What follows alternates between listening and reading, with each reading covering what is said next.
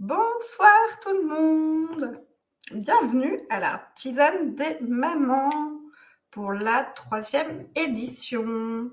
Alors je sais qu'il y a toujours un petit temps de latence, donc je vais attendre 2 petites minutes, le temps que vous vous connectez. J'espère que vous allez bien, que vous n'avez pas trop couru comme tous les mercredis. Ici, on a profité quand même du beau temps. En tout cas, mon petit a fait son entraînement de rugby. Il faisait 13 degrés et c'est vachement agréable. Voilà, je passe en direct sur Facebook, je regarde en même temps. Voilà, donc la tisane des mamans, pour celles qui le découvrent, ou même pour ceux qui le découvrent, c'est une petite soirée papotage après une journée du mercredi. On court après rendez-vous médicaux, activités des enfants. Je pense que c'est bien qu'on puisse se poser entre mamans, ou ne serait-ce que même entre femmes, pour pouvoir justement papoter de plein de sujets autour de la parentalité, autour de nos tracas de la vie quotidienne. Ça nous permet de nous poser, de parler de certaines choses. Et si notamment vous avez des questions, n'hésitez pas sur le chat puisque moi je les vois en direct également. Et si en fonction, je peux même les afficher là-dessous. Voilà. Voilà. Donc c'est vraiment le moment. Si vous avez froid, moi j'ai pareil. J'ai mon petit plaid, la tisane. J'ai même mon verre d'eau pour m'hydrater parce que j'aime bien parler aussi. Voilà. Et donc le thème de ce soir, c'est les peurs. Pourquoi les peurs? Parce que en tant que maman, on est toujours à se poser 15 000 questions autour de nos enfants, de est-ce qu'on fait les bons choix. Coucou Cindy. Est-ce qu'on fait les bons choix? Est-ce que c'est les bonnes décisions? Quoi que ce soit, quand on est maman solo et qu'on a l'autre parent qui est défaillant ou absent, c'est encore 15 milliards de questions. Et pour parler des peurs, j'invite Nathalie. Salut Nathalie. Salut Elodie, comment tu Comment vas? ça va et toi? Ouais, super bien. Contente d'être là avec toi.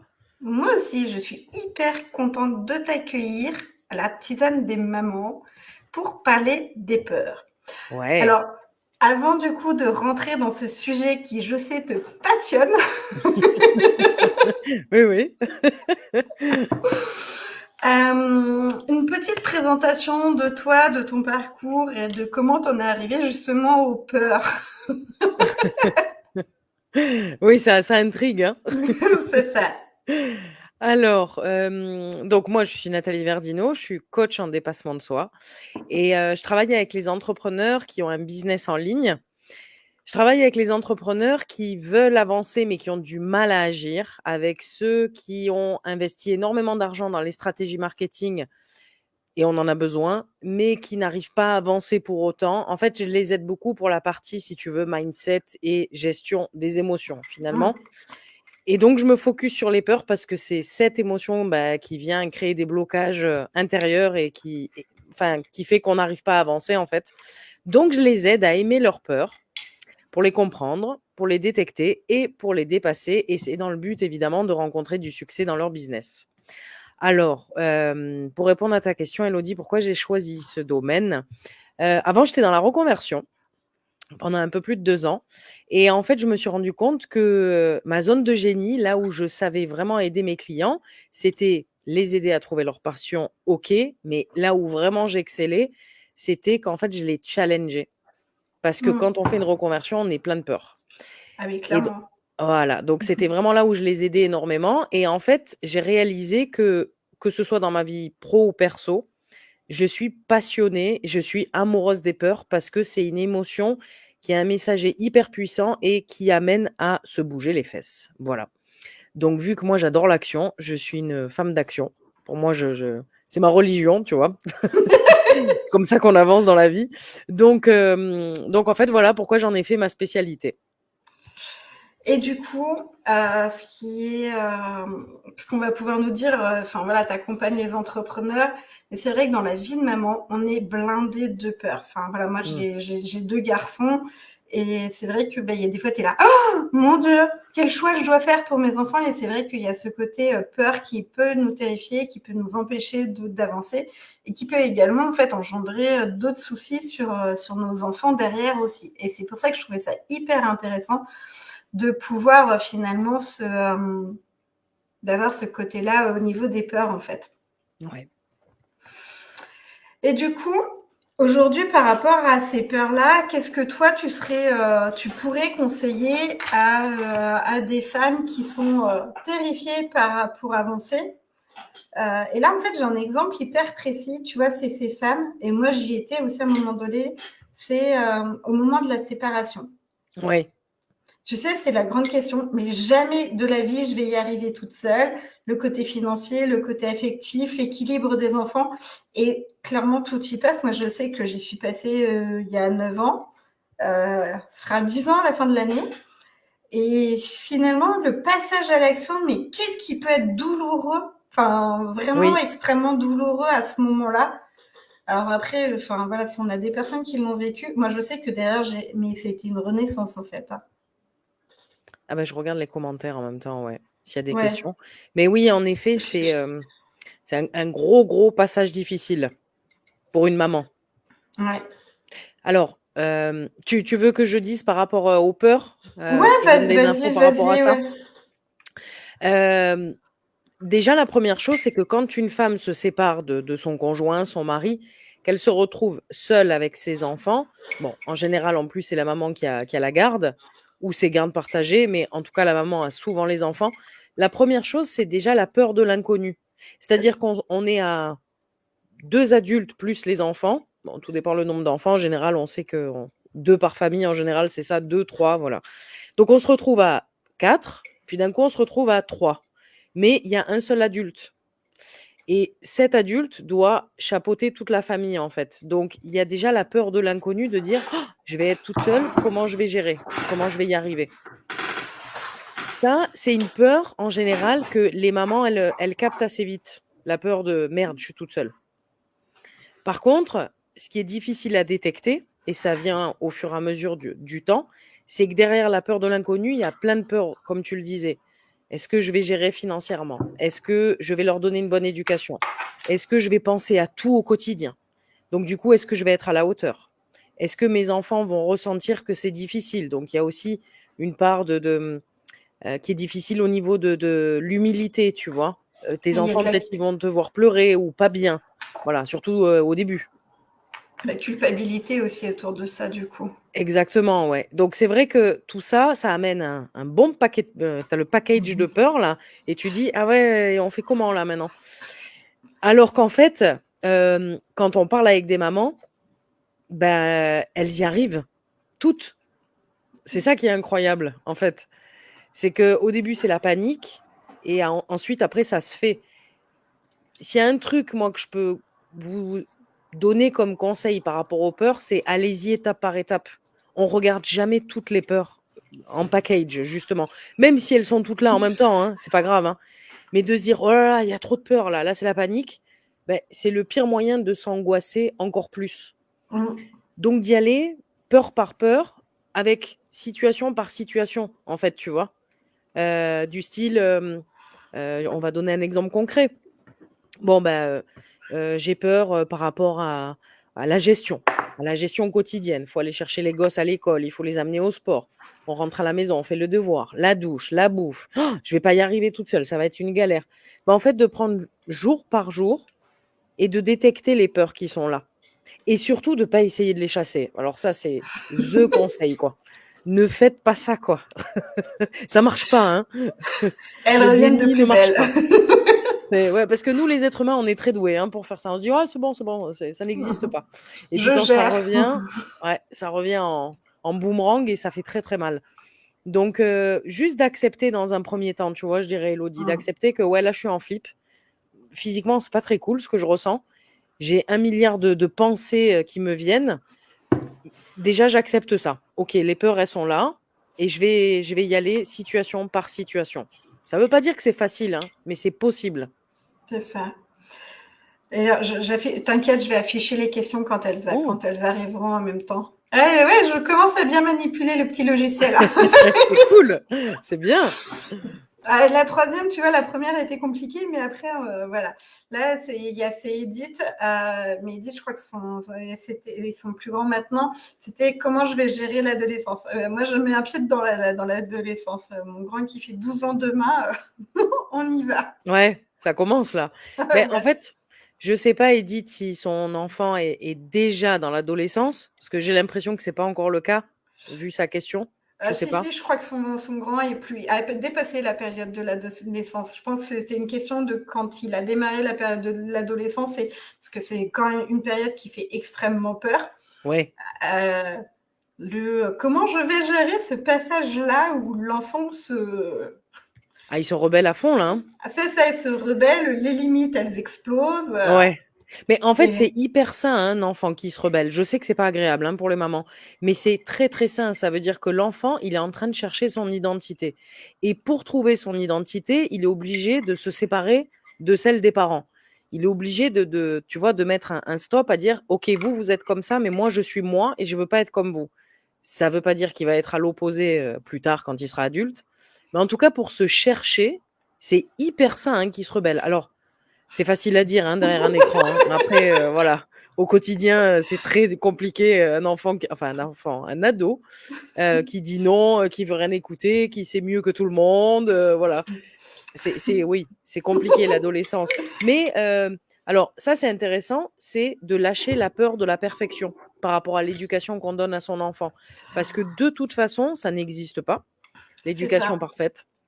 Et d'avoir peur pour son adolescent, c'est hyper sain, encore une fois. De toute façon, toutes les peurs, elles sont saines, hein. Il y en a pas une qui est à jeter à la poubelle, hein. Mais juste de se dire: «OK, mon enfant, c'est plus un enfant et c'est pas un adulte». Donc en fait, c'est comme s'il était en train de muer, quoi, et même pour lui, c'est pénible, hein. Donc en fait, avoir peur pour son ado, c'est hyper sain. C'est de l'amour, hein, derrière ça. Donc, d'avoir un mélange entre je lui fous la paix et je suis quand même là pour l'éduquer, et de comprendre qu'en fait, c'est éphémère, hein, ce passage de «Oh mon Dieu, il est pénible», quoi. Même si l'éphémère, ça dure quelques années, C'est ce que j'allais te dire, voilà. l'éphémère. Éphémère un peu long, mais ça reste éphémère. C'est-à-dire qu'au bout d'un moment, ça s'arrête. Ouais, ouais, ouais, mais c'est vrai que après, c'est ce qu'on dit dans l'évolution de l'enfant. Chaque étape a ses avantages et ses Mmh. inconvénients. Et un truc que tu dis qui est très vrai, et je pense qu'on va insister très lourdement dans cette émission, c'est qu'il n'y a pas d'éducation parfaite.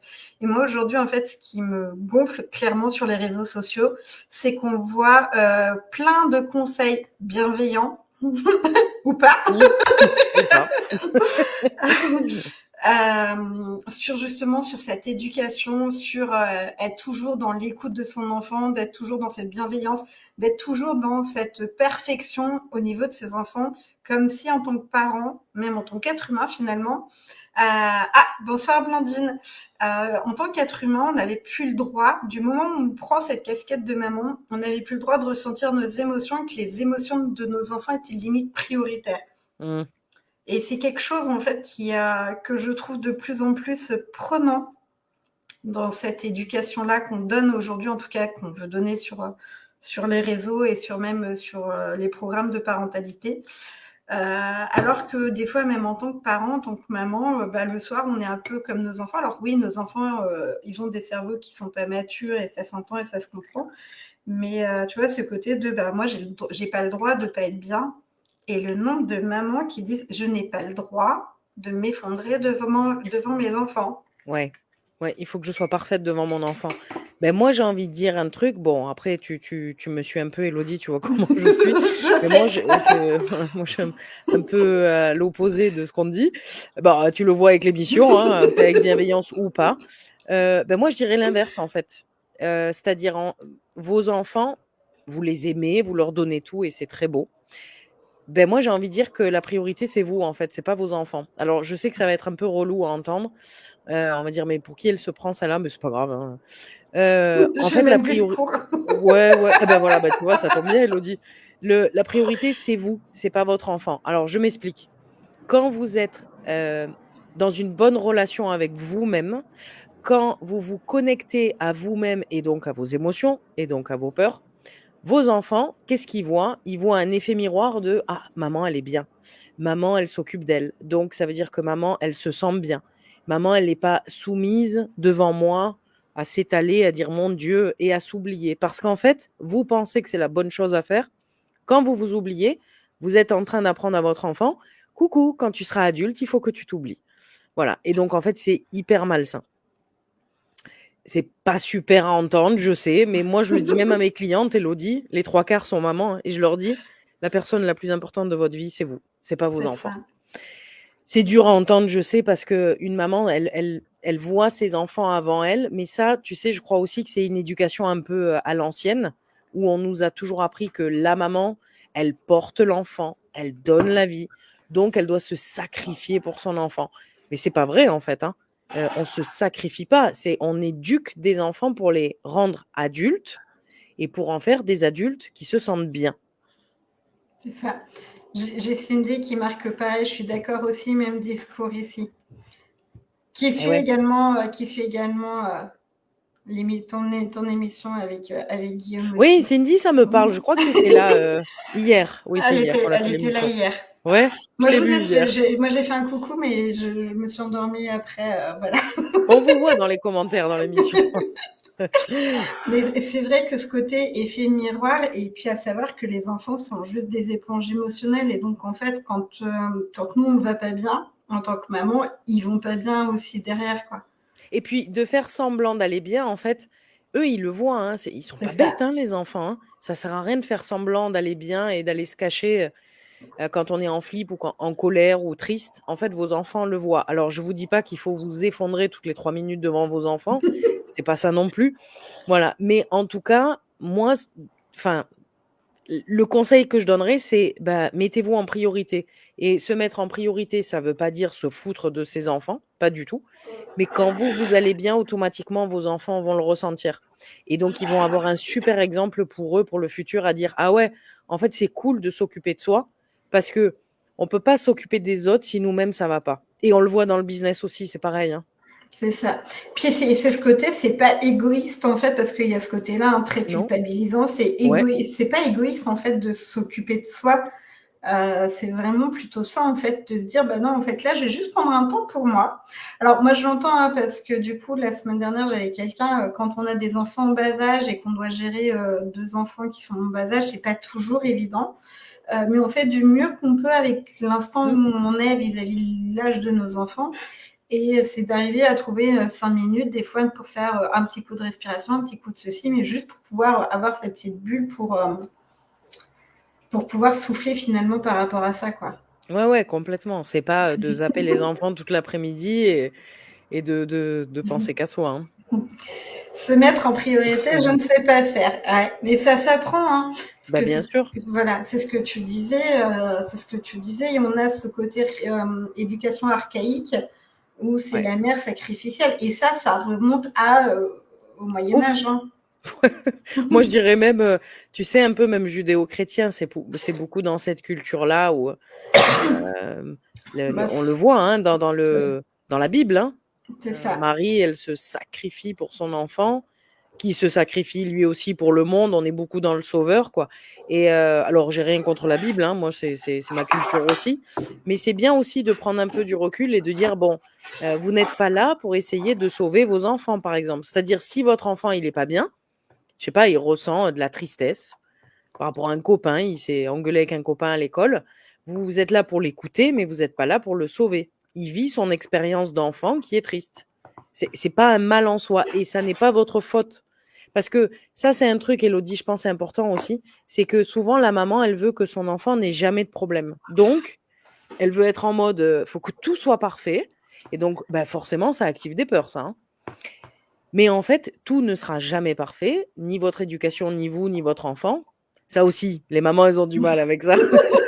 Mon enfant, il est parfait. Non, non, non, c'est un être humain normal et donc en fait, l'enfant, en tant qu'enfant, mais même après dans sa vie, hein, il va vivre des galères, comme nous tous, hein, d'ailleurs et vous, vous êtes là pour l'épauler, mais vous êtes pas là pour le sauver. C'est important qu'il vive ses expériences à lui, l'enfant. Ça, ouais, le syndrome du sauveur en tant que maman, je crois que tu as la came de la super-héroïne, Ah là, de ouais, Superwoman. de protéger, de surprotéger son enfant. Alors, je ne sais pas si c'est l'époque qui veut ça ou quoi que ce soit, mais on en parle de plus en plus de ces enfants rois qui Oui. sont mon enfant, l'enfant parfait, l'enfant roi. On en parle de plus en plus. Et moi, je sais que je le vis dans l'école de mes enfants. Mais c'est vraiment quelque chose de... j'ai Audrey qui marque que j'ai 4 enfants et j'ai bien conscience qu'aucun d'entre eux n'est parfait. Bah, c'est bien. C'est bien. Alors, tu vois, il y a un côté très égocentrique aussi hein, par rapport à ça. Alors, c'est pas le cas d'Audrey, mais il y a un côté très égocentrique quand une maman pense que son enfant est parfait. C'est inconsciemment, j'ai fabriqué quelque chose, un être parfait. Tu vois? Alors, moi, je dis que des trucs qui piquent, hein, là, mais c'est pas grave. Mais t'es là pour ça en même temps. Mais ouais, bah oui, c'est un peu ce que je suis. Mais en fait, oui, quand on dit que notre enfant est parfait, et même si on le dit pas, il y a des fois on peut le penser, ben en fait, c'est dire j'ai fabriqué l'être parfait, le Messie, quoi, tu vois. Mais en fait, non, hein. Enlevez votre enfant du piédestal et ça va vous faire du bien, en fait, parce que ça va vous enlever une putain de pression que vous vous mettez toute seule.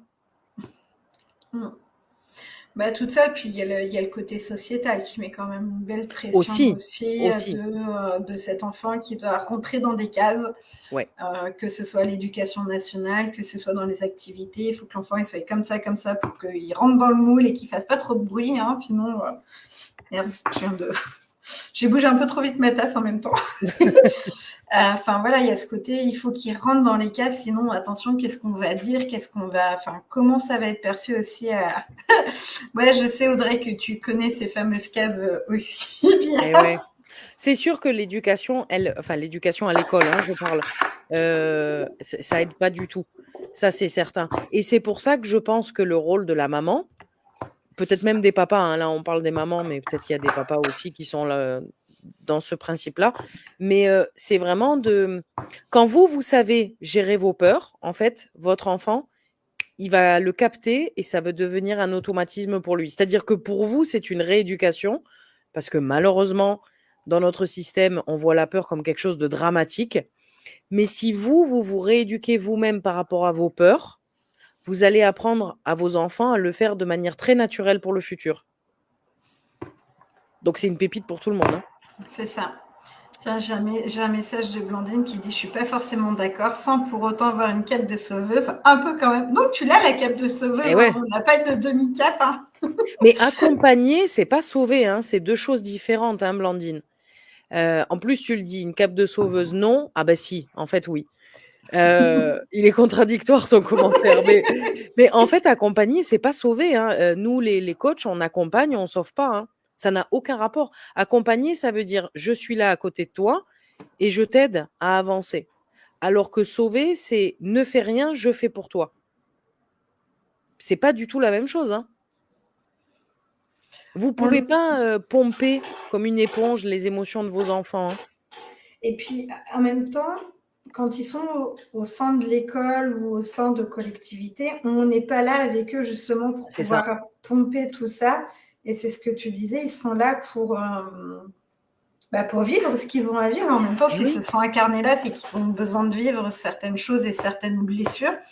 Et c'est vrai que des fois, en tant que maman, moi je l'avoue la première, hein, c'est pas toujours évident quand il y a certains trucs hyper compliqués, que notre enfant va pas bien, bah ouais, on n'est pas bien aussi. Et des fois, bah, moi j'essaie de leur dire, bah, il faut que tu en parles à l'adulte qui a en classe, enfin que ce soit la maîtresse, que ce soit sur les temps de cantine ou quoi que ce soit. Alors des fois, c'est pas toujours évident pour les enfants, mais en disant, moi, je peux pas gérer les problèmes qui sont au sein de l'école. C'est pas que je les entends pas, c'est que bah, ce qui se passe à l'école, il y a des adultes qui sont là pour gérer.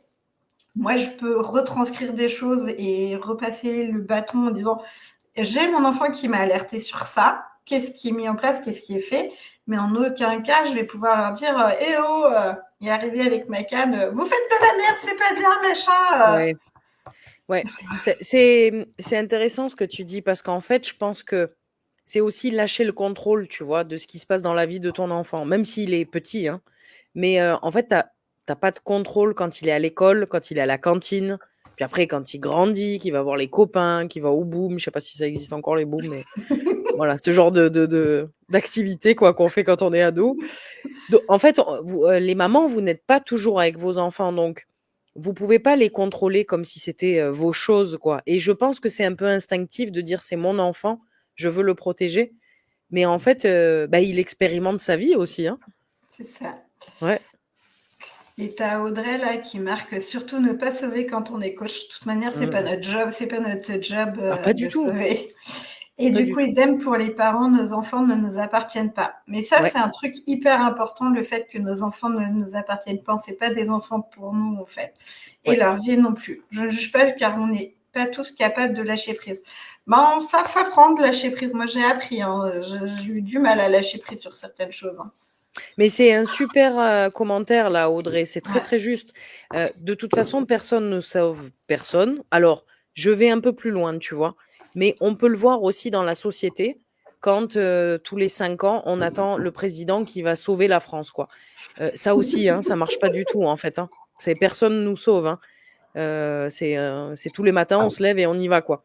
Personne nous sauve. Il y a pas de président sauveur, que ça soit, l'actuel ou plus tard, ça changera rien et en fait, on a un peu l'éducation de celui qui est au-dessus, pas qui est meilleur, hein, mais par exemple, l'enfant est au-dessus parce qu'il est adulte, il a de l'expérience, il a un compte en banque que l'enfant n'a pas encore, ou comme le président avec le peuple, parce que c'est lui qui chapeaute le pays. On a toujours l'impression que celui qui est au-dessus, c'est pas vraiment le bon terme, mais vous voyez ce que je veux Ouais. dire? Il va venir sauver celui qui est en dessous. Mais en fait, pas du tout, hein. Bon, le président laisse tomber, hein, il nous aide pas du tout et tant mieux, hein, on n'attend pas après ça. Mais vous, en fait, vous êtes là pour aider vos enfants à devenir des super adultes. Ah, ça serait bien ça. Ça serait pas mal. Alors pour les finances, je suis pas sûre. Ou peut-être un coach en finance, pourquoi pas. Ouais, ça serait pas mal, hein. Mais d'ailleurs, les gens qui sont dans les gouvernements, ils sont très, très doués, hein, pour tout ce qui est l'aspect psychologique, hein. Ils savent Oui, mais comment parler, hein. Ils sont ouais, très mais doués, hein. ils ont des. Je crois que justement, en étant à peu près sérieux, je crois qu'ils ont des coachs et Bien sûr, des ils se font trucs aussi coacher. Ouais, pour ça. Hein. ouais, ouais. Ouais, c'est pour ça que, en fait, on est tous coachables, enfin tous, quasiment tous, mais ouais, ouais, ils ont des coachs et bon, c'est un autre sujet. J'ai un peu divagué là, hein, j'ai un peu divagué, mais tout ça pour comparer et dire qu'en fait, vous ne contrôlez pas la vie de vos enfants et vous êtes en fait comme un guide. En fait, c'est ça. Vous êtes un guide pour en faire des adultes, qui ont une vie sympa, avec un mode de pensée sympa, avec des jolis projets de vie. Mais au milieu, il y aura forcément des emmerdes, quoi. Vos enfants, ils vont connaître des problèmes, comme nous tous, en fait. Hein. C'est ça. On a des expériences de vie qui sont moins sympas.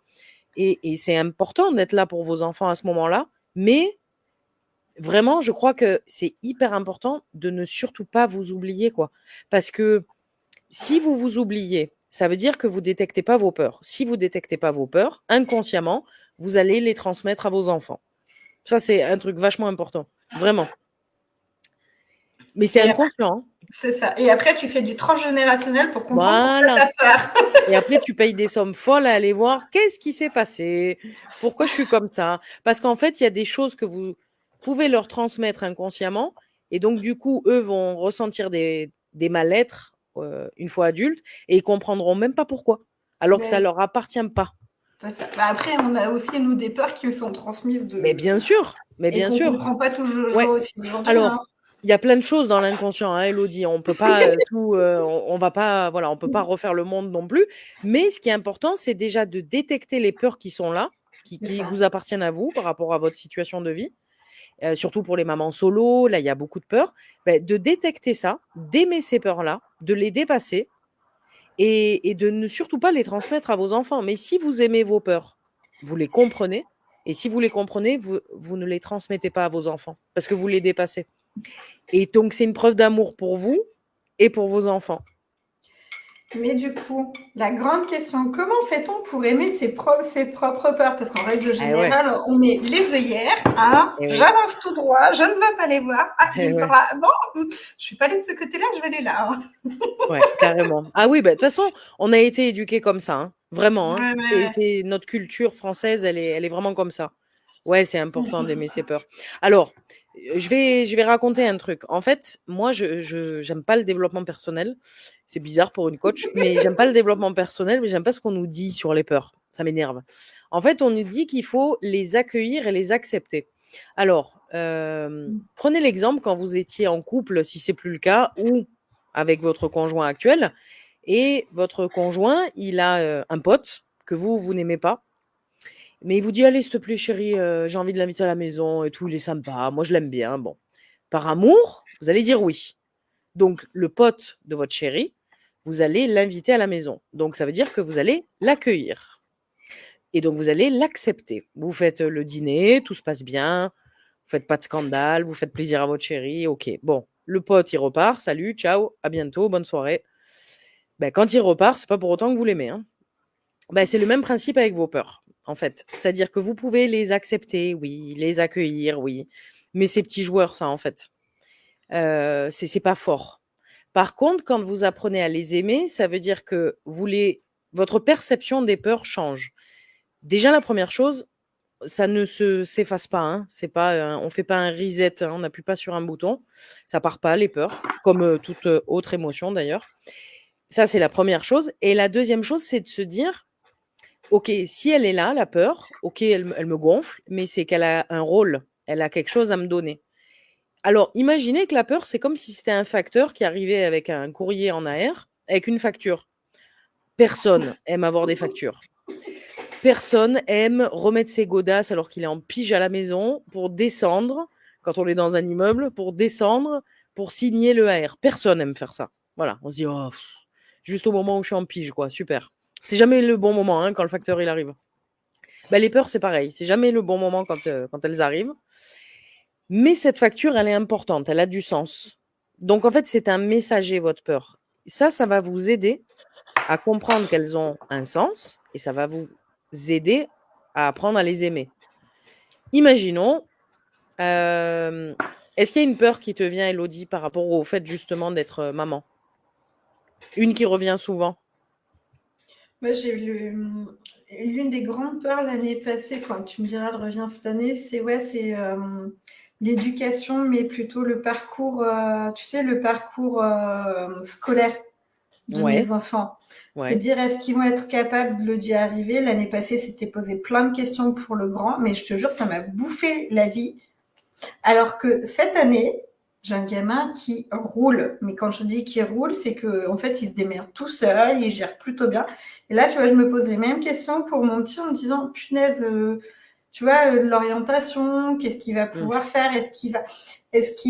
Alors pas forcément la notion du diplôme, parce que ça, moi, j'ai un peu baissé le niveau d'exigence par rapport à ce que moi j'ai vécu. Mais de se dire, est-ce qu'il va être dans un boulot dans lequel il va être bien? Que je sors de burn-out quand même.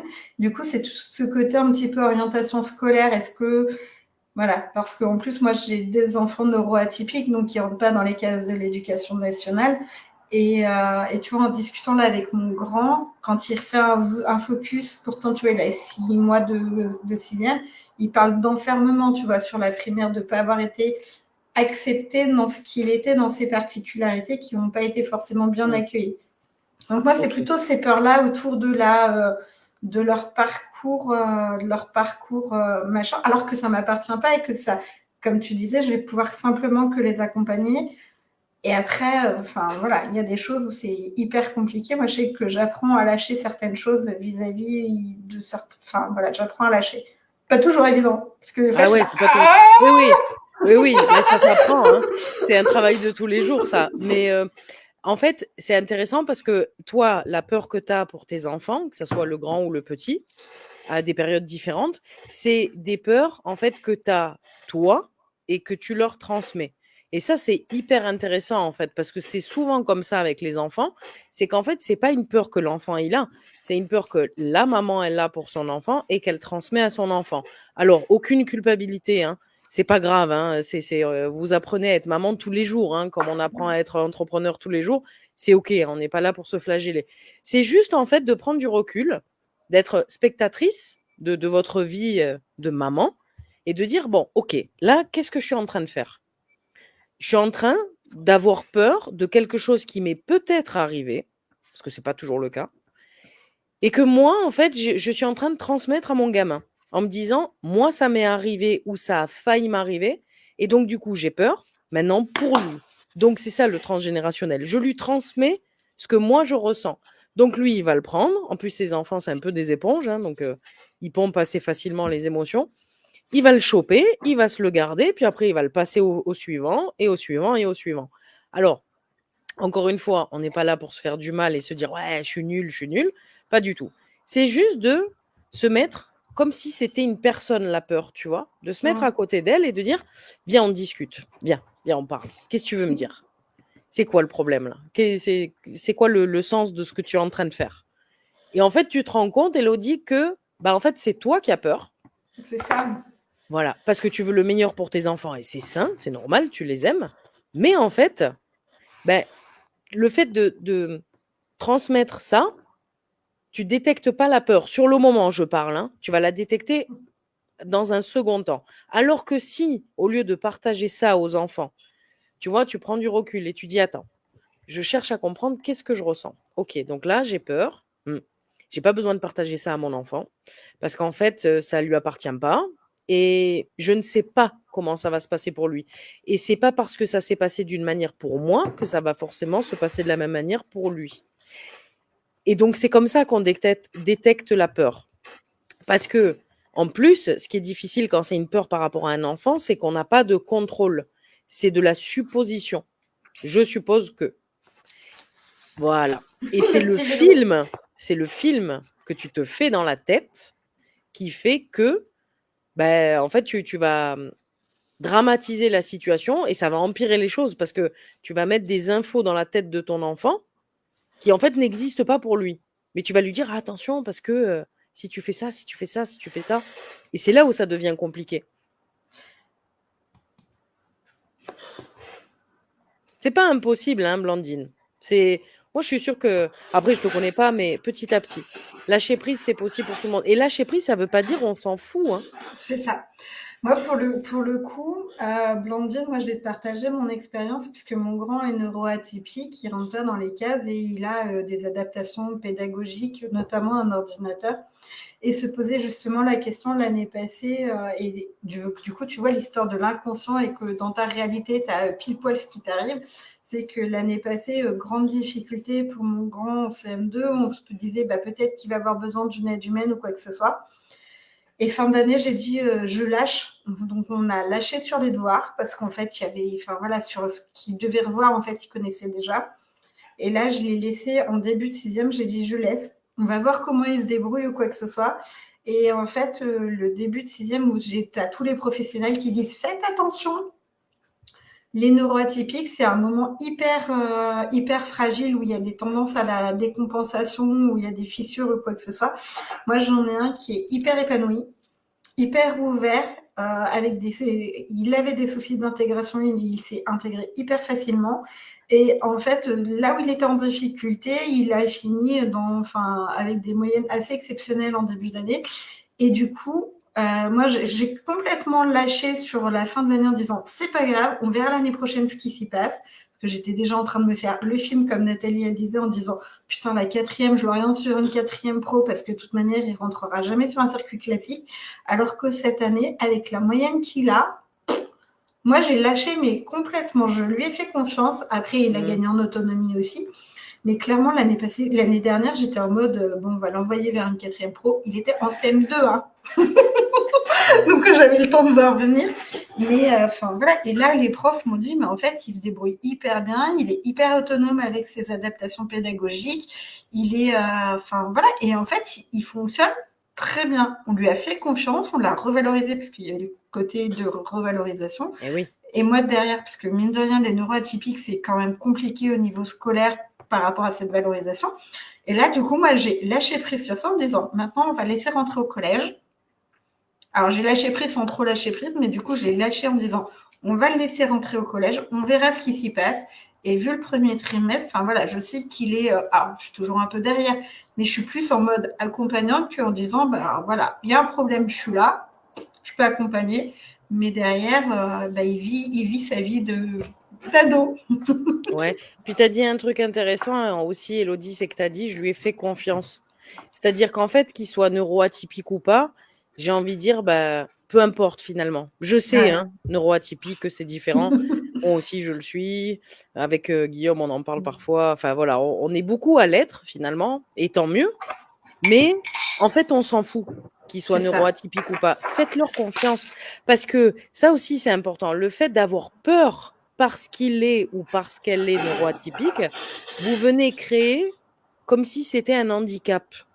De dire: «Ah oui, mais mon enfant, il est différent». Ouais, mais en fait, on s'en fout qu'il soit différent. Il est lui. Basta. Donc faites-lui confiance, il va y arriver. Et ça ne veut pas dire de le lâcher complètement, hein, comme tu disais tout à l'heure, de le revaloriser, d'être là quand même pour lui. Mais par contre, de dire: «Je lui fais confiance avec sa différence».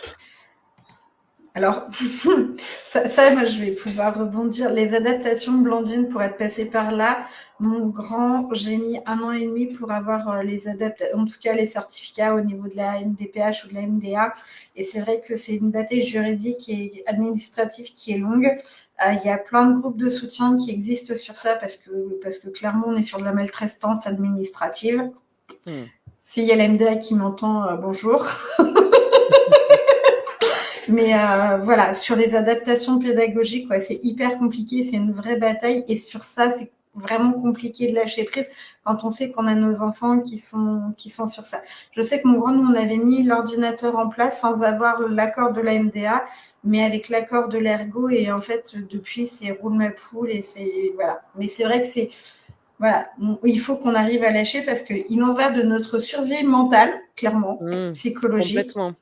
Et ils ont des capacités assez exceptionnelles. Moi, je vois le petit là sur lequel on avait un problème d'écriture assez important depuis le CP. Moi, j'ai fait alerter, alerter. Et là, cette année, on est venu me voir, on me dit, ah non, il n'y a plus de soucis d'écriture. Mais qu'est-ce qui se passe? Ça fait 4 ans qu'on a des soucis. Et là, non, non, il écrit correctement et tout. Donc, on est en train de revoir les adaptations aussi. Voilà. Et puis, c'est apprendre aussi à son enfant, que tu sois différent ou pas. Alors c'est sûr, c'est peut-être un peu plus dur quand il est différent, mais de lui dire, «Tu vas y arriver». Là aussi, vous venez lâcher des peurs pour vous, mais pour vos enfants aussi. Vous leur apprenez à avoir confiance en eux, à dire, «Il va y arriver». Et il va y arriver, c'est encore une fois, c'est pas le lâcher dans la nature, c'est le revaloriser, comme tu disais tout à l'heure, à dire, «Ça va le faire». En sachant que des neuroatypiques, il y en a depuis des lustres. Avant, on mettait pas de mots dessus. Et quand on était petit, en fait, enfin, moi, je m'en souviens, c'était on était différents. Voilà, on était des cancres, on était nuls, on ne savait pas écouter. On avait des problèmes à toujours se gratter quand on avait des étiquettes. Enfin voilà, tout ce genre de trucs qu'on peut avoir, où on disait: «Ouais, ces enfants, ils sont un peu bizarres». Alors c'était il y a 40 ans, 50 ans, certes, mais on s'en est sorti malgré tout. Donc imaginez aujourd'hui avec tout ce qu'on sait, il y a pas de problème, en fait. Même si ça peut être compliqué au quotidien, hein, attention. Mais vos enfants, c'est sûr qu'ils auront un avenir sympa. Parce C'est que ça. eux, ils ont un nom sur, ce qu'ils sont, contrairement à nous quand on était gamins. Nous, on pensait être un peu bizarres, quoi. Alors que non, c'est pas bizarre. La grande rêveuse. Elle est toujours dans son monde. Ouais. Ouais, ouais, n'écoute pas, on est là, on n'écoute pas, non? Non, il y a un papillon qui vole. Pourquoi je vais écouter ce qu'il a Mmh. raconté? C'est ça. Et puis, les trucs un peu bizarres. Moi, je m'en rappelle à l'époque, je sais pas si tu te souviens, Élodie, on avait les t-shirts, tu sais, qui étaient, à l'intérieur du t-shirt, c'était un peu floqué, mais avec un morceau de tissu. Oh, et moi, j'avais des plaques rouges parce qu'en fait, je passais ma journée à faire ça, tu vois? Et ma mère, elle me disait: «Mais arrête de gratter aussi». Puis après, des années après, j'ai su: «Ah bah, tu sais, Nat, c'est les HP qui font ça». Moi, je supporte pas une étiquette, il faut tout enlever, quoi, tu vois? Parce que sinon, je passe ma journée comme ça, là, comme une débile, tu vois? Bah, en fait, bon, bah, voilà, je sais pourquoi maintenant, c'est pas grave, tu vois? Enfin, ou le fait qu'on parte, heu, en arborescence dans notre tête. Alors c'est pénible, il y a des fois, on se fatigue nous-mêmes, hein, à être comme ça. Mais quand on le sait, et vos enfants aujourd'hui, ils savent, neuroatypique, ça veut dire quelque chose. Nous, on savait pas, enfant. On C'est pensait ça. qu'on était, bêtes. Donc en fait, ayez confiance en vos enfants. Puis il y a quand même quelque chose d'héréditaire dans certains neuroatypiques. Si un enfant est neuroatypique et qu'on arrive à l'étiqueter, et enfin, on dévie du sujet, mais c'est pas grave. Si l'enfant est neurotypique, les parents souvent le sont. Et aujourd'hui, on a un schéma inverse, c'est que les parents arrivent maintenant à identifier justement leur neuroatypie à travers leurs enfants. Il y a des schémas familiaux C'est qui vrai? sont inversés, alors qu'avant, enfin, dans le schéma classique, c'est l'enfant qui va s'identifier aux parents. Et moi, la première, hein, j'ai fait les parcours de mes garçons, j'étais là. Ah, mais en fait, je fonctionne comme lui. Ah, mais en fait, Mais ouais. bon, d'accord, ok. Bon, on va aller creuser un petit peu plus loin, en fait. C'est quoi ce truc-là? Mais c'est bien parce qu'ils deviennent inspirants, donc c'est vachement bien. C'est ça. Bah, il y a cet effet miroir dans les deux sens et Eh oui, je trouve ça génial, en fait. et c'est pour ça que c'est intéressant aussi autant eux, ils sont inspirants pour vous, autant vous, vous êtes inspirants pour eux, hein. Vous restez les parents, donc c'est sûr, vous êtes là pour les éduquer, les bichonner, les aimer, leur montrer le chemin, évidemment. Mais pour revenir aux peurs, en tout cas, c'est sain d'en avoir, ça ne s'enlèvera pas. Mais jouez avec ça, jouez avec vos peurs. Vous allez apprendre à vos enfants à jouer avec leurs peurs. Non, mais c'est fabuleux, je vous le dis, hein. Ça change une vie, hein. Clairement. Je rebondis juste sur le commentaire de Blondine. Oui, on se questionne beaucoup, hein. Et puis, tu vois, pour avoir eu 2 garçons, comment te dire que voilà, moi j'ai le premier qui a notamment un TDA et le deuxième un TDAH. Comment te dire qu'en les ayant élevés toute seule, j'ai compris que j'avais pas besoin d'aller passer en tête pour pouvoir savoir que voilà. Je pense qu'ils ont bien hérité de leur mère. Le TDA, je l'ai aussi. L'hyperactivité, elle se calme un peu en vieillissant. C'est l'approche du changement de dizaine qui commence à se faire sentir. Moi, j'avais une question du coup là pour toi, Nathalie, qui quand même, tu as quand même pas mal de femmes aussi dans ce que tu me disais, dans ta clientèle. Ouais. C'est quoi pour toi, selon toi, la place de la femme? Est-ce qu'il y a une évolution, que ce soit dans le cercle familial ou même dans la société à l'heure actuelle? Est-ce que il y a quand même ce côté de choses qui changent ou pas forcément, ou voilà, par rapport notamment à la fameuse charge mentale féminine? Nous, les femmes, on est différentes des hommes. Il y a des choses sur lesquelles on est pareil, parce qu'on reste des êtres humains, mais il y a des choses sur lesquelles on est différentes. Par exemple, nous, on pense savoir faire plein de choses à la fois. Et en fait, c'est pas bon de faire plein de choses à la fois, hein. Mais, on a un peu l'excuse de ouais, mais je suis une femme, je peux le faire. Ouais, mais alors ça amène à l'épuisement, hein. Donc en fait, il faut prendre exemple sur les hommes, par exemple, là-dessus, une chose à la fois, tranquille, et ne pas se dire je suis une Wonder Woman, je dois en faire plus que l'homme. Parce que ça, inconsciemment, c'est aussi une peur on a été inférieur pendant des siècles, où on nous a dit qu'on était moins bien que les hommes. Donc, il faut que j'en fasse plus qu'un homme pour montrer, regarde, je suis comme un homme. Ça, c'est une peur, en fait, hein. On n'a pas besoin d'en faire plus. On en fait à notre manière à nous. Déjà, nous, les femmes, on a des enfants, on a les menstruations qu'eux n'ont pas. Enfin, on a nos trucs à nous qu'eux n'ont pas. Mais ça sert à rien d'essayer de comparer. C'est comme si je prends une carotte et une courgette et je dis, bon, c'est laquelle la meilleure? Alors, c'est une question de goût, hein. Mais après, il n'y en a pas une qui est mieux que l'autre. En fait, c'est 2 légumes différents, orange, vert, voilà, bon. C'est 2 légumes, mais ils sont différents. Ben, en fait, c'est pareil pour les hommes et les femmes. Il y a pas de Moi, je crois pas du tout à les femmes sont au-dessus des hommes ou les hommes sont au-dessus des femmes. Dans les 2 sens, c'est malsain pour moi. L'idéal, c'est d'être sur un pied d'égalité, sauf que c'est très difficile. On le voit au quotidien, mais je pense qu'il y a pas à se comparer, en fait. Et ouais. Ben, ouais, après ils sont comme ça, en fait.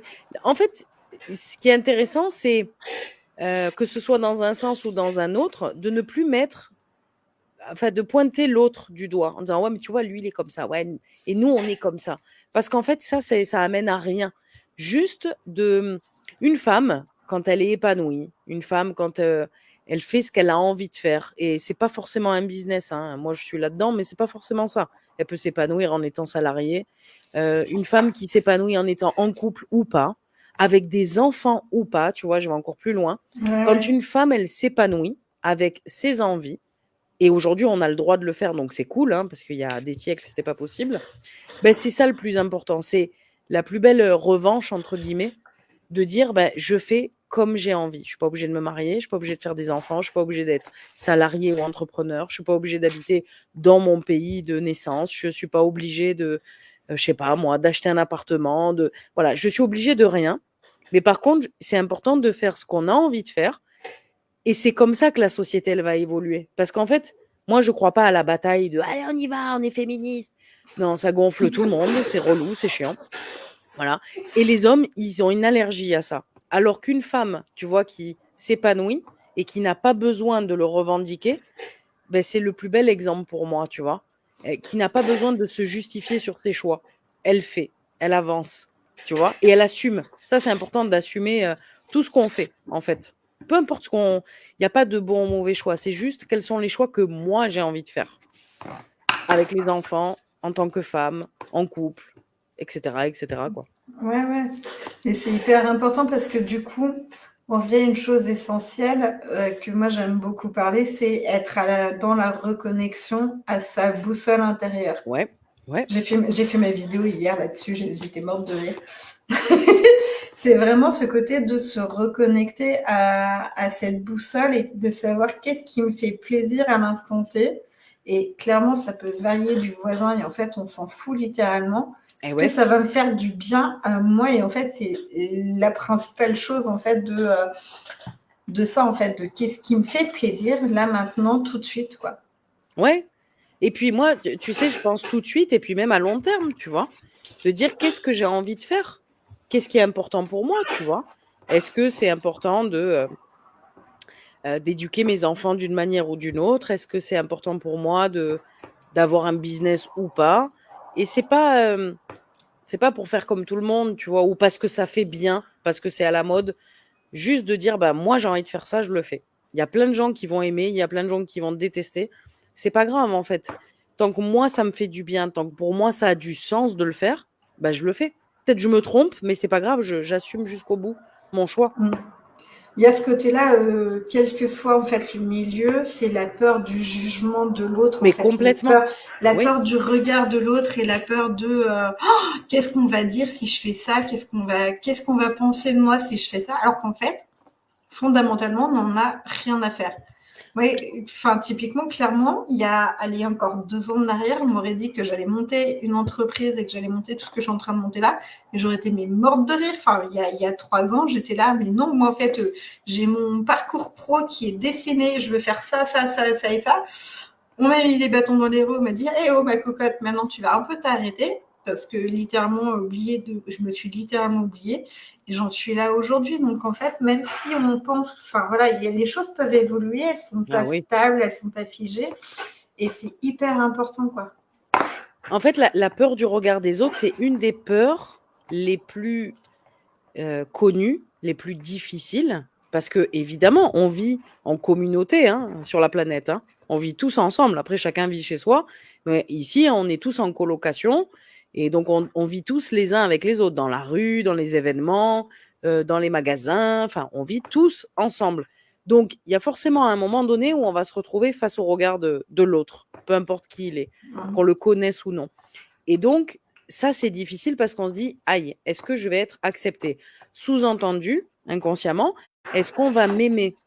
Et vu qu'on est des êtres d'amour, on veut tous être aimés, mais en fait, c'est sortir de ça, du coup.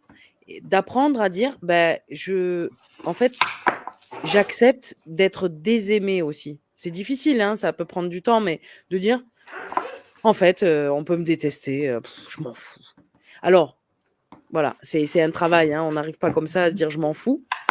Et puis parfois on a des rechutes, moi ça m'arrive d'avoir des rechutes aussi, mais c'est vachement important de dire peu importe ce qu'on va penser, dans ma famille, mes amis, les gens dans la rue, que ça soit dans votre façon de vous habiller, de vous coiffer, ce que pensent vos proches de vos choix de vie.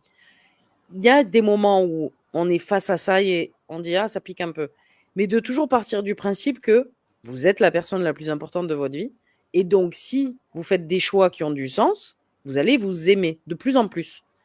Et donc le regard des autres va petit à petit dégager. Voilà. La peur du regard des autres, ouf, celle-ci, je m'en moque. Je crois pas qu'on s'en moque, hein, honnêtement. Non. Je crois que personne s'en fout, hein. Réellement à 100 personne s'en fout. Mais par contre, on peut s'en détacher, de dire: «Bon, bah, les gens pensent bien ce qu'ils veulent, c'est pas grave». Il y a toujours un fond parce qu'on a tous un ego. Donc l'ego, lui, il aime jamais ça. Lui, il aimerait que tout le monde nous aime. Nous, dans les business, par exemple, on reçoit un commentaire, pénible, désagréable. On va rester focus sur celui-là, même s'il y a 30 commentaires super sympas. C'est l'être humain, hein, qui est comme ça, hein. Donc C'est ça. ouais, mais de se détacher de ça, de dire: «OK, pourquoi ça me touche là? Et ça vient titiller quoi à l'intérieur finalement?» L'ego. Ouais, mais parfois on va plus loin, tu vois? On Ouais, va plus ouais, loin. ouais. Parce que parfois il y a une phrase en fait qui est dite et qu'on pense aussi dans le commentaire désagréable, ça arrive. Mais lui, l'ego, il va te dire non, il va te dire: «Mais non, pas du tout, c'est un gros con». Ouais, mais peut-être il y a un truc qui me touche vraiment dans le commentaire et c'est intéressant en fait, c'est ça, hein, le aimer ses peurs. C'est je me dis: «Je me mets devant un miroir et je me regarde telle que je suis, avec toutes les facettes». Mais je les aime toutes, hein, les facettes. Que ça soit mon ego, mon mental, mes émotions, ma bienveillance, ma malveillance, je regarde tout et j'accepte tout. Mais c'est important de regarder dans un miroir. Ce qui est hyper important dans ce que tu viens de dire, et un mot que tu as utilisé que j'aime beaucoup, parce qu'on parle beaucoup de bienveillance à outrance maintenant, même sans savoir en mettre, sans être en capacité de mettre du sens sur ce mot-là, parce que du coup, tu as ta bienveillance à tout bout de champ. Ouais. Et on en parle beaucoup dans l'éducation de nos enfants, où il faut qu'on soit dans la bienveillance en permanence. C'est le mot de malveillance. Et en fait, on n'est pas toujours dans la bienveillance, que ce soit déjà vis-à-vis de nous-mêmes, mais y compris vis-à-vis de nos enfants. On peut être aussi dans la malveillance à un instant T, et c'est aussi OK de ce côté-là qu'on ne soit pas toujours au top de cette fameuse bienveillance qui, pour moi, aujourd'hui, ressemble à un décor de cinéma. Ça veut dire que c'est une belle façade et C'est que c'est affreux. creux, derrière. Surtout qu'être bienveillant à toutes les sauces, ben c'est pas bien, hein. Ça rend pas service, hein. Si votre enfant, il est en train de mettre la main sur la plaque du feu là, de la plaque de cuisine et que vous lui dites: «S'il te plaît mon chéri, ne fais pas ça». Il va se cramer la main, hein. Là, vous pouvez être malveillant, à lui choper la main, à lui dire: «Putain!» Alors, ça peut être de la malveillance, à dire: «Oh là là, elle crie», vu que maintenant, comme tu dis, il faut avoir, une éducation bisounours. Ouais, tu cries, tu lui prends peut-être la main un peu violemment, ben c'est pour son bien, en fait, hein. Alors C'est que ça. ouais, il y a Ouais, rien de c'est même l'histoire de traverser les routes sans regarder, et que tu as une voiture qui ouais, arrive pile à ce moment-là, et que là, tu te dis non. ouais et puis, c'est d'être tout le temps bienveillant avec votre enfant, d'être tout le temps dans l'amour, les bisounours, machin. Heu, c'est pas rendre service à votre enfant, hein, parce que la vie dehors, elle est pas comme ça, hein. Donc ça va être hyper violent pour lui après quand il va être, face à un patron, qui va être un peu pénible, quand il va être face à un chagrin d'amour, parce que ça arrive, hein, comme à nous tous. Donc, de moi, j'ai beaucoup de mal avec cette éducation bisounours parce qu'en fait, tu aides pas l'enfant, pour son futur, quoi. Tu en fais un agneau alors qu'il va aller dans la jungle. Vaut mieux en faire un lion, hein, et un lion, c'est pas, qu'il va bouffer tout le monde, hein. C'est juste qu'il soit prêt à dire: «Allez, je suis prêt, on y va». On y va parce qu'il va y avoir des moments super sympas dans la vie, mais il y aura des moments très compliqués aussi, comme nous. C'est ça. Et ça s'apprend très tôt, et ça s'apprend, j'allais dire, dès la maternelle pour certains, que les moments peuvent être très compliqués. Donc, Ouais. Alors, c'est pas qu'on leur souhaite du mal, c'est pas ça, mais non, c'est le non, non. préparer à être, soit le roi dans la jungle, quoi, et pas le petit mouton là qui il suit, mais il sait pas où il va et tu non, non, préparez-les à être des warriors, quoi, et des warriors, encore une fois, c'est tu vois, j'aime pas le cliché de: «Allez, on y va!» C'est pas dans ce sens-là, hein. C'est dans le sens: «Mon fils, ma fille, tu vas pouvoir tout vivre. Tu vas réussir à tout vivre, les bons et les mauvais moments. Vas-y, aie confiance et avance dans la vie». Et c'est le mindset un peu enfin un peu beaucoup même, des entrepreneurs et en fait, nous, on va vers ça parce que quand on est entrepreneur, on en chie tous les jours, quoi. On se pose 1 milliard de questions, il y a des fois on doute et en fait, on le dit pas assez, tu vois, ça dans le business et pourtant, c'est une réalité. C'est pas: «Ouais, j'ai fait 10 K, tous les mois, tout est magique, je crois en tout ce que je fais, j'ai jamais de doute». Non, mais ça existe pas ça, hein. Un C'est ça. entrepreneur, c'est hyper compliqué, hein, c'est plus dur que d'être salarié, hein. Moi, j'ai les 2 statuts et je t'avoue que oui, c'est pas évident tous les jours. Après, c'est hyper kiffant. Par contre, c'est très riche, mais c'est pas facile tous les jours. Non, non, non, c'est pas facile tous les jours, mais c'est vrai que ce soit en tant qu'entrepreneur ou en tant que maman, enfin en tant que parent, il y a ces questions qui sont là tout quotidiennement, de savoir Ouais. qu'est-ce que je dois faire, ces doutes en permanence qui sont là. Et c'est vrai que il y a des moments où tu es en capacité de les gérer et c'est tant mieux. Et puis il y a des Mmh. moments où tu es aussi prise par rapport à tes propres émotions, par rapport au fait que tu es fatiguée, tu es mal lunée pour X, Y raison, tu as tes règles donc t'es pas bien, Et ouais. tu as la lune, t'es pas bien, enfin il y a la lune, t'es pas bien, et qu'à un moment donné, ouais, tu t'es pas forcément bienveillant à ce moment-là et c'est aussi ok à ce moment-là. Mais carrément. Mais de toute façon, la personne avec qui on est le plus malveillant, en général, c'est nous-mêmes, hein. C'est ça. Donc n'essayez pas d'être bienveillant à 100 avec vos enfants, hein. C'est bullshit, hein. C'est comme de dire, tous les jours je me lève et tous les jours, je crois à 1000 à mon business, quoi. Non, il y a des matins, on se lève et on dit: «J'ai envie de changer mon offre, c'est pénible». Voilà et en fait, c'est très sain, hein, d'avoir ce genre de réflexion. Sinon, on serait, des robots, quoi. Des Et, intelligences artificielles, quoi. Pas de réflexion, pas de l'incertitude, c'est hyper sain, hein. C'est hyper sain, l'incertitude. et je pense qu'en tant que maman, on la vit très régulièrement, cette incertitude-là. Eh ouais, mais grave. Mais c'est bien parce qu'on compare ça, tu vois, au business. Moi, je crois que c'est une belle comparaison. C'est tout le temps dans l'incertitude. Mais par contre, comme le business, je pense que si tu as foi en ton business, comme si tu as foi en tes enfants, eh ben, du coup, c'est beaucoup plus fluide, cette incertitude. Moi, c'est ce que j'ai tendance à dire, c'est que mon entreprise, moi, je la considère, tu vois, comme mon quatrième bébé, tu vois. Ouais, Ça y est, ouais. j'ai accouché de mon enfant, tu vois, quand tu fais les papiers, tu t'es là, j'ai osé faire ça. Ah Eh ouais, ouais. ah ouais, ah ouais, ça y est. Bon, maintenant, il va falloir s'y mettre, hein. Eh ouais, mais c'est ça, hein, c'est ça. Numéro tirette, c'est sa date de naissance. Voilà. C'est ça. Hop là. C'est le Et bébé. puis tu Ouais. regardes toutes les années, finalement, tu te dis, ah, ça y est, mon entreprise, elle a pris un an de plus. Ah, une Ouais, petite c'est bougie. ça. Ah oui, mais c'est le même principe qu'un enfant, hein. Alors évidemment, c'est pas un enfant, mais on le ressent intérieurement pareil. On l'aime, on veut que ça fonctionne, on veut avancer, qu'il grandisse, et puis en même temps, il y a plein d'incertitudes et on ne sait pas si on prend les bonnes décisions et est-ce que je fais bien les choses? On est sur la même dynamique, C'est mais ça. c'est très sain, en fait et Mm. heu et donc dites-vous qu'en tant que maman, ce que vous faites comme, si vous avez un business aussi d'ailleurs, vous faites les choses très bien. Même s'il y a des fois où vous tombez, même s'il y a des fois où vous dites: «Merde, j'aurais pas dû l'engueuler là. Aïe, là j'ai été mauvaise, j'ai été méchante». C'est pas grave. Votre enfant, il a pas enregistré: «Maman, ça y est, elle est méchante, je l'aime plus». Parce que c'est ça, hein, la peur qui se cache derrière, de: «Je viens de l'engueuler alors que j'aurais pas dû faire ça». C'est: «Il va plus m'aimer. J'ai peur que mon enfant ne m'aime plus». Et justement, dans la même logique, si justement cette personne, que ce soit une maman ou même une entrepreneuse, on a fait un beau lien entre les deux. Ouais. Tu sais, sur le long terme, elle arrive à justement à accepter ses peurs, à se reconnecter finalement à ce qui lui fait du bien et à sa boussole intérieure. Moi, j'aime bien cette boussole. Ouais. Moi aussi, j'aime bien dire ça, ouais. Ça serait quoi d'après toi les bénéfices du coup justement sur le long terme, autant pour la maman que pour son enfant, son environnement, que ce soit proche, extérieur. Ça serait quoi les bénéfices, j'allais dire un peu secondaires. Alors, il y en a plein des bénéfices. En fait, quand tu te rééduques par rapport aux peurs, pour toi d'abord et ensuite pour avoir les conséquences sur les enfants, c'est que déjà, tu es de bonne humeur.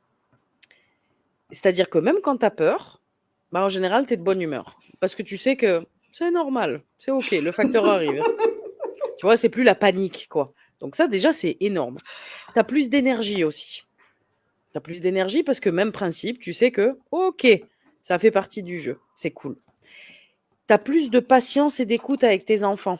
Déjà parce que tu as appris à le faire pour toi. Donc forcément, tu en as plus pour tes enfants. Tu vois, tu leur montres Mm. l'exemple. Ce n'est pas la peur qu'ils ne m'aiment plus, c'est de la culpabilité. Ouais, mais c'est sous-jacent la peur qui t'aime plus. En fait, à chaque fois, je sais que je suis relou, hein, moi, avec les peurs, mais en fait, à chaque fois, qu'il y a quelque chose qui vient titiller, il y a une peur derrière. Et en fait, bon, je t'expliquerai, enfin, je peux l'expliquer en 2 mots si vous voulez, mais Vas-y, en vas-y. fait, il y a la peur qui est tout en haut, celle que consciemment on capte. Par exemple, ah bah oui, j'ai peur du regard des autres, pour revenir à tout à l'heure. Mais en fait, il y a des couches de peur. Et celle qui est tout en haut, que vous captez, c'est celle qui est consciente. Donc celle-là, elle est facile à détecter. Mais l'enjeu, c'est d'aller capter les autres peurs qui se cachent dans les abysses et on va dans l'inconscience. Moi, c'est ça mon job, en fait, d'aller creuser et de dire, cette peur-là, c'est la peur petit joueur, la peur du regard des autres. Viens, on va chercher les autres. Et le fait d'aller dans ces abysses permet quoi? De vraiment se dire, ah putain, je voyais pas les choses comme ça. De comprendre pourquoi on a peur et surtout, pourquoi on n'arrive pas à passer à l'action. Parce qu'en fait, la peur, ça vous empêche de passer à l'action. Donc voilà. C'est les couches d'oignons. Et c'est exactement ça. Ouais. Donc en fait, moi, je fais la cuisine, moi, dans mon Toi, programme, tu vois. toi, tu fais pleurer. Voilà, j'enlève. Ah ben, tu sais que on pleure pas du tout dans mon programme, hein. Alors, et c'est ça qui est énorme, en fait, c'est que bah, tu le verras demain, vu que tu as Oui, ben, je gagné, viens demain. ouais, dans Kakupa Camp. En fait, c'est un rendez-vous pour rire et s'amuser avec les peurs. On n'est pas du tout dans du drama, tu vois. Moi, je suis anti-drama. J'aime pas ça du tout. Parce que j'estime que c'est pas comme ça qu'on avance. Surtout avec les peurs, quoi. C'est bon. Les gens ont déjà peur. On va pas rajouter une couche, tu vois. Donc, au contraire, moi, je mets beaucoup d'autodérision. Je me fous beaucoup de ma propre gueule. Je me prends beaucoup en exemple, tu vois. Ensuite, il y a une énergie, tu vois, de groupe très fun. Il y en a, ils viennent avec leurs chips, leurs cacahuètes. Tu vois, c'est très cool. On n'est pas du tout en mode coaching, faut être sérieux, rigide. Pas du tout. Pas du tout. C'est un peu atypique. Et pour revenir, tu me disais les bénéfices, Ouais. Élodie. Quand tu apprends à aimer tes peurs aussi, tu as beaucoup plus confiance en toi parce que tu sais que les peurs, elles sont juste là pour te donner des messages. Et c'est pas la fin du monde, c'est pas la catastrophe. Donc il y a ça aussi. Bon, comme je le disais tout à l'heure, tu deviens un exemple pour tes enfants, donc ça c'est énorme parce que tu leur apportes une éducation par rapport à ça, c'est vraiment énorme. Et en fait, ça t'aide aussi à faire les bons choix parce que comme tu apprends à te connaître en détectant tes peurs, bah, du coup, tu as beaucoup plus de facilité à faire les bons choix pour toi et ensuite pour tes enfants. Et tu responsabilises tes enfants, du coup, tu leur montres que, regarde, va chercher ce qui se passe à l'intérieur de toi, prends ça comme un jeu, c'est quelque chose de fun, c'est cool, t'as pas besoin de dramatiser. Et en fait, l'enfant peut prendre ça comme un jeu. Tu vois, ça pourrait être intéressant de créer un jeu pour les enfants par rapport à ça. Un Monopoly des peurs. Bah ouais, pourquoi pas. Non mais c'est vrai, hein, pourquoi pas. Un jeu de loi des peurs, parce que du coup, le jeu de loi, tu arrives à le dérouler sur pas mal de thématiques aussi. Ah ouais, moi j'adorerais, peut-être ça se fera un jour, je sais pas, c'est pas dans les projets actuels, mais j'adorerais, tu vois, créer un jeu sur les peurs. Parce que, en fait, c'est trop quelque chose de tabou, tu vois, dans notre pays. On n'en parle pas, ou non, non, moi j'en ressens pas. Une fois, j'avais fait un micro-trottoir, enfin plusieurs fois je l'ai fait, mais une fois, je me suis dit, allez, vas-y, fonce dans le tas, tu vas voir les gens dans la rue et tu leur dis quelle est leur plus grande peur. C'était un peu violent, tu vois, comme question. Mais je me suis dit, je m'en fous, j'essaye. Au pire, on m'envoie bouler. J'étais en live hein, sur mon téléphone, sur Facebook. Hein. Donc, tu vois, ben, moi aussi, je montrais, ben, regardez, ça fait un peu flipper, parce que je peux me faire envoyer bouler, mais c'est pas grave, j'y vais quand même. Et en fait, il n'y a personne qui m'a dit une peur. En fait, on m'a dit, soit, non, moi, j'ai pas peur. Bon, ok. C'est pas possible, hein. Bon, à moins d'être un psychopathe, mais sinon, c'est pas possible. Donc, bon, ok. Mais j'insiste pas, tu vois, parce que je suis pas là pour coacher les gens. Je leur Ouais. pose des questions dans la rue, hein, donc je respecte. Et ensuite, sinon, ceux qui répondaient, c'était des phobies. Et c'était hyper intéressant parce que ça démontrait encore une fois que dans notre culture, française en tout cas, je vais pas parler pour le monde entier, mais c'est très tabou de dire j'ai peur de. On a encore du mal à le faire, tu vois. Et c'est pour ça que nous, enfin, bon, moi, je suis amoureuse de cette émotion, mais j'apprends, en fait, si tu veux, aux gens à se rééduquer par rapport à ça. Et donc, quand on se rééduque en tant qu'adulte, ben forcément, il va y avoir des conséquences positives pour les enfants. Mais c'est vrai que mais la peur et la colère, Parce que j'associe la colère là-dessus, Ouais. c'est des choses dont en fait il faut pas en parler. Et je pense Mm. qu'il y a encore un côté féminin-masculin qui est quand même très séparé, où un homme qui a peur, c'est pas un homme. Tu vois, il y a encore ce côté, Ah, alors complètement. de moins en moins quand même, parce que les choses évoluent, mais un homme qui a peur, ben, je pense qu'il y a quand même un clivage. Une femme qui dit qu'elle a peur de quelque chose, ouais, et une femme qui dit que typiquement le soir, elle a peur de sortir parce que elle a peur de se faire violer, elle a peur de se faire agresser, ça peut Ouais. littéralement s'entendre. Un homme qui dit qu'il a peur de quelque chose, tu vois, on vient attaquer le côté Ah, masculin de ouais, la chose, quoi. c'est très compliqué. En fait, c'est intéressant, on le partageait il y a pas longtemps avec Guillaume dans mon podcast. On disait, en fait, la femme, elle a plus de facilité à dire j'ai peur de, à montrer son côté émotionnel. Et l'homme, il va avoir plus de facilité à montrer son côté sombre, tu vois. Le côté, oui, il peut être un peu arnaqueur, un peu. Voilà. Mais en fait, on les a tous, hein, ces côtés-là. Hein. C'est Nous ça. aussi, on a un côté très sombre, les femmes, et eux, ils ont un côté très émotionnel aussi. Mais encore une fois, comme c'est dans la culture de. On l'entend encore, hein, parfois. Ouais, t'es un garçon, tu dois pas pleurer. Mais pourquoi? Laisse-le tranquille, tu vois. Il est en train de vivre son émotion. Mais c'est culturel. Et ça, du coup, eh ben, c'est une rééducation. Parce qu'il y a tellement de croyances derrière. Un garçon ne doit pas pleurer. Un homme qui pleure, ben, c'est une tapette. Ah, il n'est pas courageux. Alors que pas du tout. Hein. Donc, tout ça, voilà, c'est des perceptions qu'on a et c'est venir péter tout ça. De dire, non, un homme qui pleure, c'est normal. Une femme qui se met en colère, ce n'est pas une hystérique. C'est normal. Parce que nous, on a un peu ce cliché. La femme, elle est hystérique. Non, elle n'est pas hystérique, elle vit ses émotions. C'est différent. Donc, ouais, il y a du taf hein, encore, hein, on n'y est pas encore. Ah Mais ouais, ouais. c'est en bonne voie hein, quand même. Hein. Bah, je pense qu'il y a cette prise de conscience-là, et tu vois, je pense qu'on est sur cette génération-là où en fait, on est sur un entre-deux. On parlait en off tout à l'heure d'un entre-deux aussi, pas du même, mais on est réellement sur un entre-deux où nous, en fait, on doit... pas grave, Céline, la semaine Mhm. prochaine, c'est 21h aussi. Hein.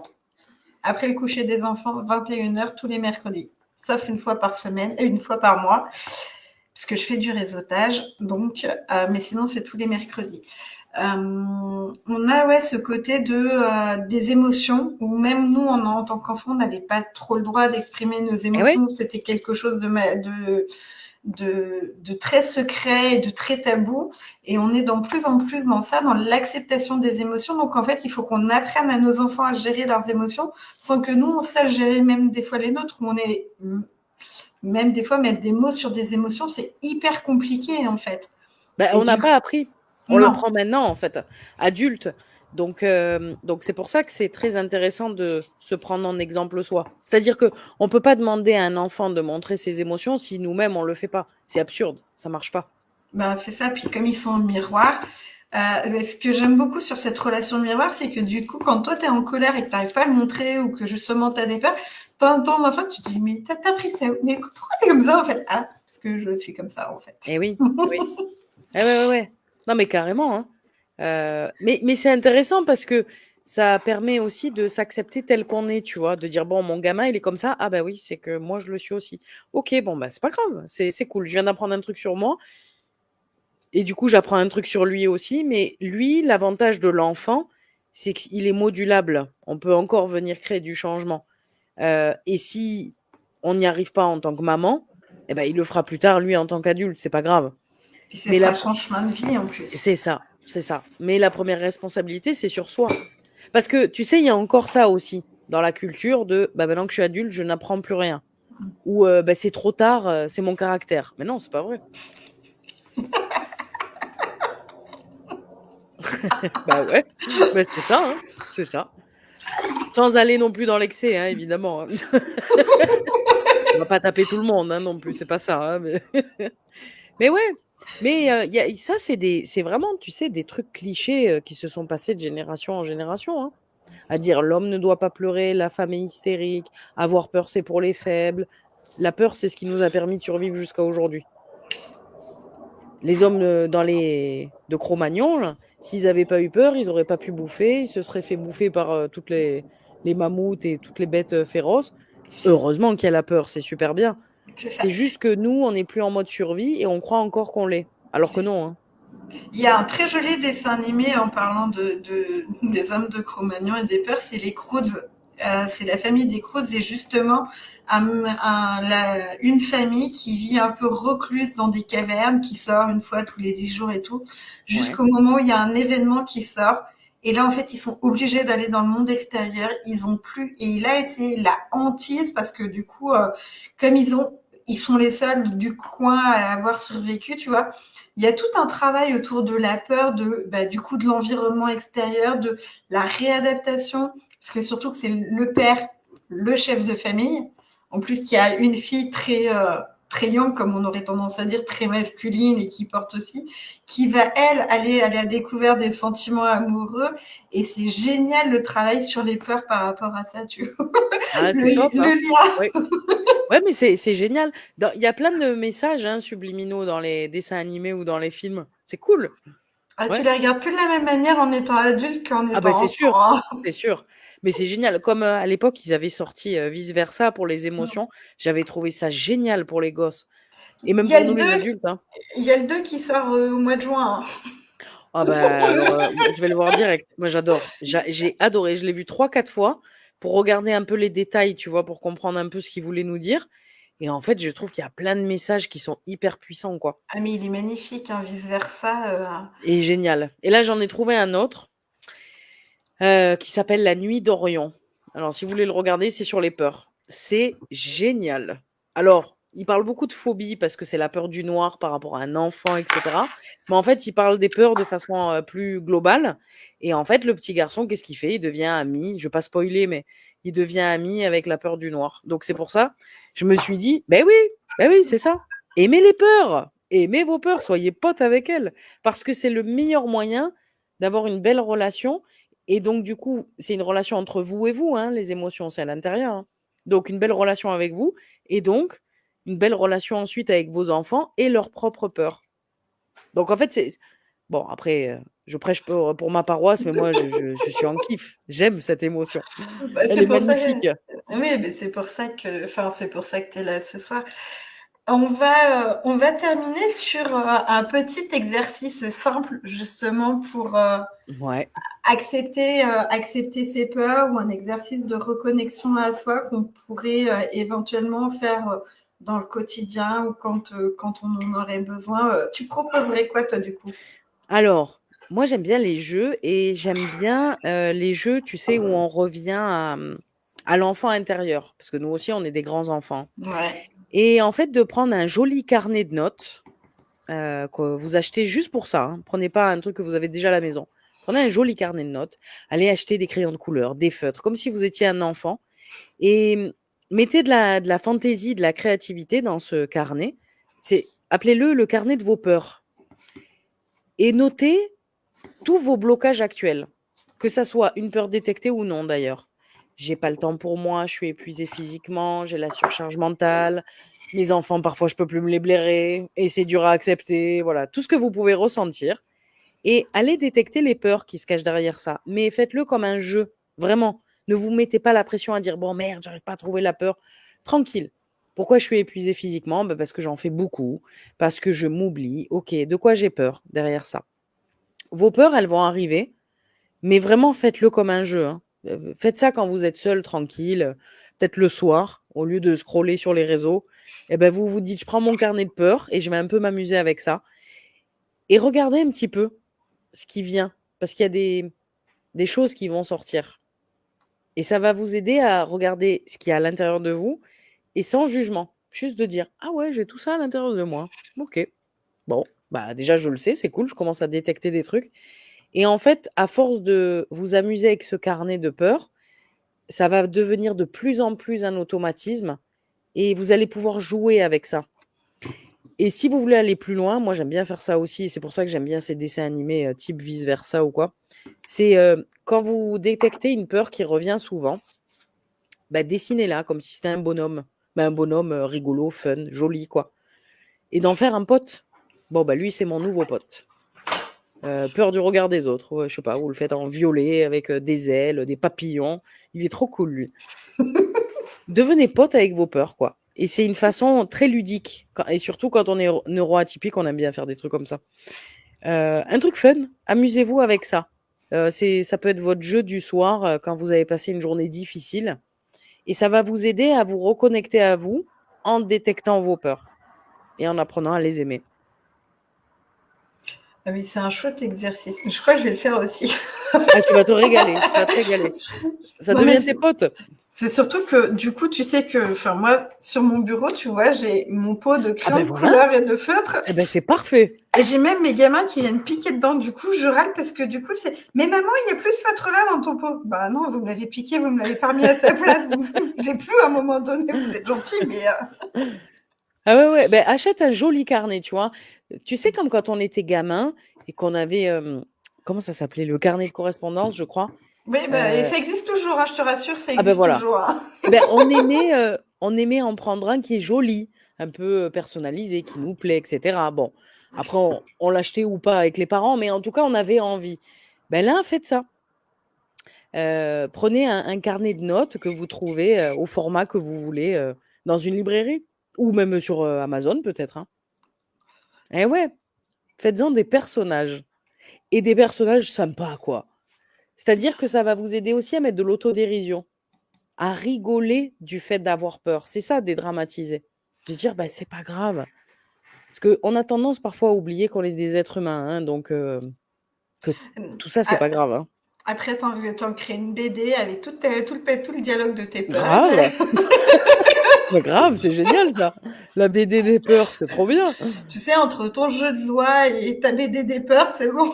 Ah ouais, non mais trop bien. Ah mais le jeu, peut-être qu'un jour je le sortirai, parce que vraiment, ça c'est kiffant. Mais tu peux mettre des petits personnages après hein, dans le jeu. Mais vraiment, voilà, ça, je pense que ça peut être un truc fun et, euh, et faites-le de façon très ludique. Voilà, aussi ludique que vous pouvez prendre un jeu sur votre téléphone ou écouter l'émission d'Élodie. Ben, vous pouvez le faire même en écoutant l'émission d'Élodie. Hein, vous pouvez faire, c'est inspirant aussi.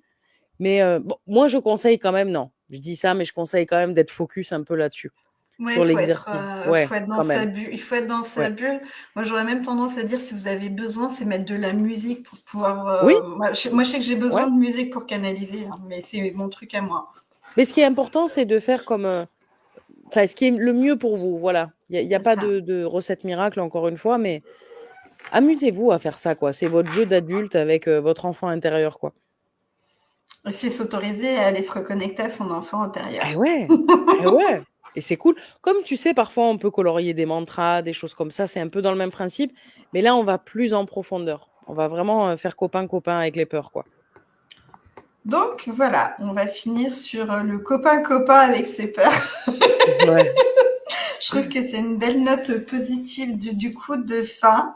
Avec grand plaisir, du coup, Ah ben ouais, ça c'est une bonne idée, Blondine. ça, Blandine.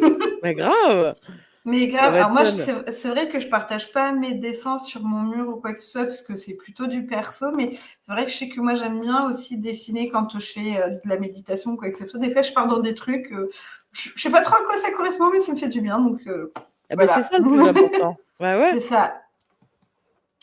Donc, ben, du coup, je vous souhaite à tous une bonne soirée. Merci Nathalie. Est-ce que tu veux peut-être te dire où est-ce qu'on te retrouve peut-être toi sur les réseaux aussi, sur les réseaux? Alors, on me retrouve ouais, sur Facebook, sur Instagram, c'est simple, toujours mon nom. YouTube aussi, parce qu'il y a mon podcast dessus qui s'appelle Kiffe tes peurs. Et voilà, Insta, Facebook, YouTube.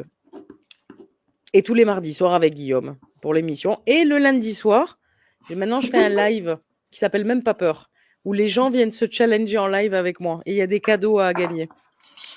Ouais, moi je l'ai fait la semaine dernière. Ouais, t'as gagné la semaine dernière. Ouais, je Ouais. l'ai fait la semaine dernière. Mais c'est vrai que c'était challengeant aussi. Après, c'est vrai que comme je suis dans ce truc-là, j'ai dit allez, hop, ça me repermet de remettre un petit coup de pied au derrière. Voilà. Merci Audrey pour ton message. Ouais, merci, c'est sympa. Et merci à toi, Elodie, de m'avoir invité. C'était très sympa. Eh ben, avec grand plaisir. Et pareil, on parlait de peur. Moi, j'ai eu peur d'inviter Nathalie et du coup, je la remercie d'être là aujourd'hui parce que voilà, c'est pas toujours évident, comme on disait tout à l'heure, en tant qu'entrepreneur, quand on monte son émission, de se dire, bon, qui c'est que j'invite, qui c'est qui va être d'accord et du coup, je suis hyper contente que tu aies dit oui, du coup. Et nous, Ah ben, c'était super cool. voilà, on se revoit demain soir. On se voit demain soir, ouais, dans Cap ou pas Cap. C'est ça. Du coup, je vous souhaite une bonne soirée et du coup, je vous dis rendez-vous la semaine prochaine pour la Saint-Valentin. Donc oui, il y aura une émission pour la Saint-Valentin. Du coup, et avec Cindy justement la semaine prochaine. Ah bah c'est cool. Ouais. Ben c'est, enfin voilà, on se connaît de, voilà. Oui, j'aime beaucoup moi aussi ce format-là, Audrey. C'est une découverte que j'ai faite du coup justement avec Guillaume et Nathalie. Et je me suis dit, mais franchement, je kiffe ce format-là et je voulais le faire aussi, mais avec ma thématique et mon originalité à Ouais, mais moi. c'est très bien. Bravo. Tu t'es lancé, c'est super. Voilà. Et du coup, voilà. Donc, bonne soirée et Bonne rendez-vous soirée. du coup à la semaine prochaine. Et merci beaucoup, Nathalie. Merci à toi. Ciao, ciao. Salut!